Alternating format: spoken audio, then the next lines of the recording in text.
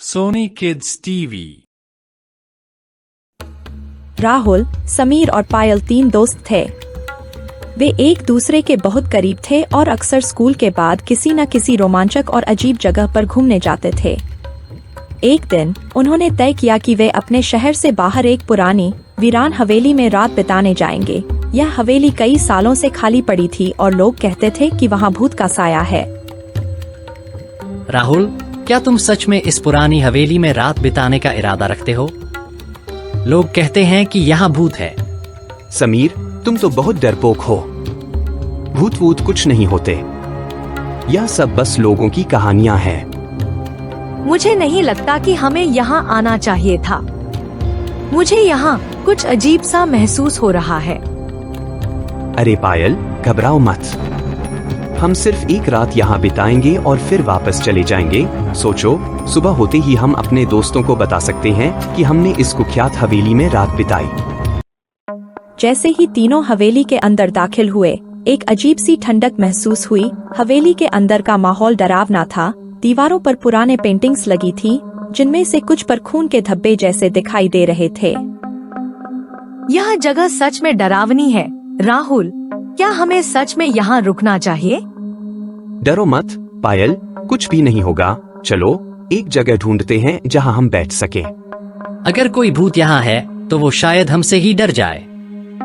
तीनों ने हवेली के एक पुराने कमरे में अपना ठिकाना बना लिया। वे पुराने सोफे पर बैठ गए और एक दूसरे को डरावनी कहानियां सुनाने लगे। रात होते ही हवेली में अजीब अजीब घटनाएं होने लगीं। खिड़कियां अपने आप हिलने लगीं, दीवारों पर छायाएं दिखने लगीं और अचानक हवेली में ठंडी हवा चलने लगी। पायल ने घबराकर राहुल और समीर की ओर देखा। यहाँ कुछ सही नहीं है। मैं घर वापस जाना चाहती हूँ। शायद यह बस हवा है या फिर पता नहीं। शायद हमें कुछ ध्यान से देखना चाहिए। चलो हम पूरे घर का मुआयना करते हैं। तीनों ने हिम्मत जुटाकर हवेली की सीढ़ियों के पास गए। उन्होंने देखा कि सीढ़ियों के ऊपर एक अजीब सा साया खड़ा है। वह साया धीरे धीरे उनकी ओर बढ़ने लगा।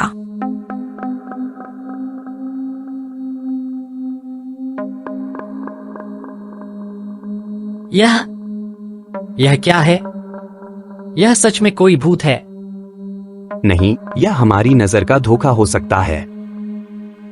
नहीं, वह सच में हमारी ओर आ रहा है। साया उनके सामने खड़ा हो गया और एक गहरी, भयावह आवाज में बोला, तुम लोग यहाँ क्यों आए हो? यह जगह मेरी है। तीनों दोस्त घबराकर पीछे हटने लगे। अब हवेली का माहौल और भी डरावना हो गया था। भागते भागते तीनों एक कमरे में आ गए जहां उन्होंने एक पुरानी डायरी पाई।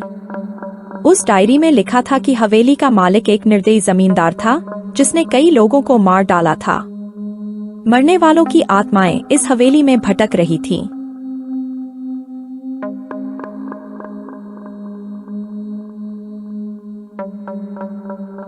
यह जमींदार बहुत क्रूर था।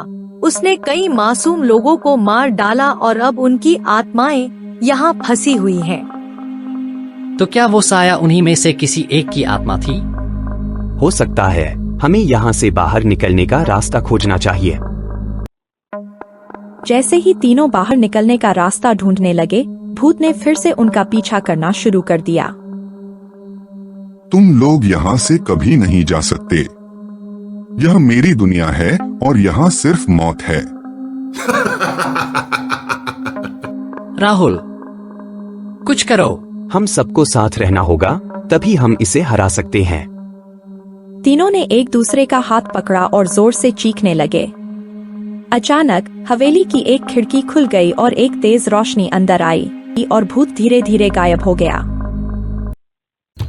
राहुल, समीर और पायल किसी तरह उस भूतिया हवेली से बाहर निकलने में कामयाब हो गए। वे घबराए हुए थे, लेकिन राहत की सांस भी ली। मैंने कभी नहीं सोचा था कि हम यहाँ से जिंदा निकल पाएंगे। अब मैं कभी किसी भूतिया जगह पर नहीं आऊंगा। हाँ, यह तो पक्का है। लेकिन अब कम से कम हमें पता चल गया कि भूत सच में होते हैं। तीनों ने पीछे मुड़कर हवेली की ओर देखा। जहां अब भी एक साया उन्हें देख रहा था।